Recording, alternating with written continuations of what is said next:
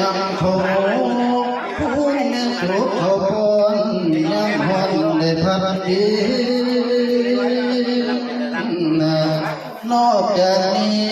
เที่ยวก็เที่ยวไปเหม็นปันใดก็คุ้มไปเจ็ดผู้ให้ดูเยี่ยมผู้แม่อุตสาเลี้ยงบุญตาจนบ่ใหญ่จนบ่ได้ปากเบาพระคุณเจ้าก็เราสอนให้หัดเงียบเอินสอนให้ยืนสอนให้เดินสอนให้เอินพ่อแม่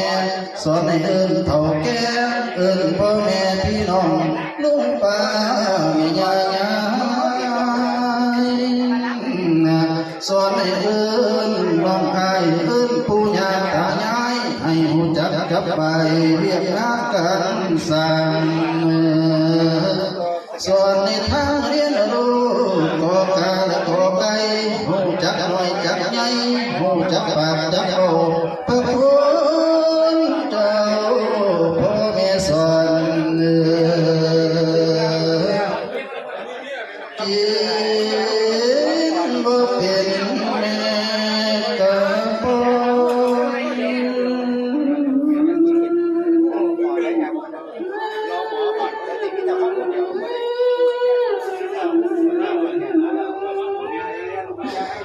นอนบ่เป็นแม่กะเพียงแต่นอนจนได้กามาแล้วก็เราโตพ่อแม่สู้จนมาเฒ่าพ่อก็หากินอยู่บ่เศร้าพ่อก็เจ้านั้นเป็นห่วงลูกเป็นผัวเป็นผัวพ่อแม่เลี้ยงรักได้เพียงกันหลอกเล่นกันแม่เขาเมื่อลาไป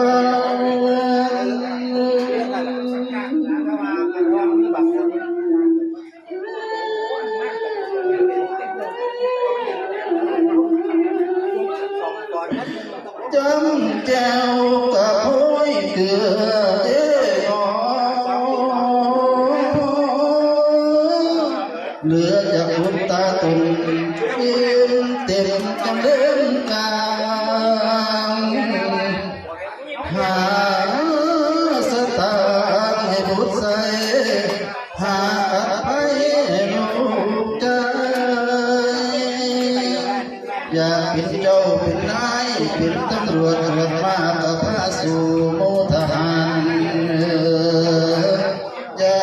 กเทียบกับอยู่บ้านก็พาอ่านในธรรมะอยากศึกษาเรียนคนเป็นสังคมการทานอยากศึกษาเรียนรู้เป็นคุณครูเป็นแพทย์ใหญ่พ่อแม่ตามเห็นได้ปัญหาให้ผู้สู้แนวเลี้ยงเลี้ยวจะดื้อแม่ขันวันดาหนีไปมีพันเลิกยาบัดเราลืมสองเท่าเอาเมียแล้วบัดลืมทวนโน้ปากไว้ไปเอาผัวแล้วก็ต้อยลืมเท่าบ่เอาหาเป็นทุกพุ่นหน้าจึงเฝ้าเล่นมาขอให้เท่าไรก็บอกพออันเล่นมาพอเลยมีเงินทองแม่ปันให้พอแล้วได้พอก่อนใส่ลูกผู้น้อยผู้ใหญ่เที่ยวมาแต่อยู่บ่อันนั้นขอเบิดแล้วพันแก้วนะโอ้ยผู้อยู่ไกลก็บุญผู้อยู่ไกลก็บุญมาขอแอวแต่แนวเดียว